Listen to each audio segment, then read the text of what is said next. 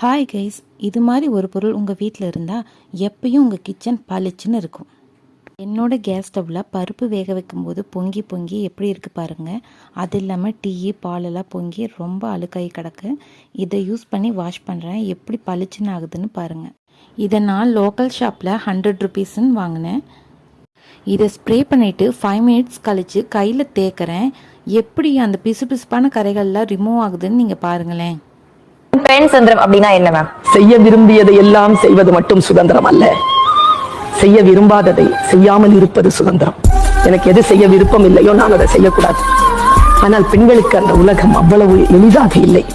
அவள் என்ன நினைக்கிறாளோ அதையெல்லாம் செய்வதற்கான வாய்ப்புகள் தான் இன்றைக்கு இருக்கிறதே தவிர, அவள் எதை செய்ய விரும்பவில்லையோ அதை செய்யாமல் இருப்பதற்கான அதிகாரம் அவளுக்கு வந்தால் அவள் சுதந்திரம் பெற்றவளாக என்னை பொறுத்த அளவில் கருதப்படுவாள். வீடியோஸ் உங்களுக்கு பிடிச்சது அப்படின்னா மறக்காமல் லைக் பண்ணுங்கள், சப்ஸ்கிரைப் பண்ணுங்கள். தேங்க்யூ.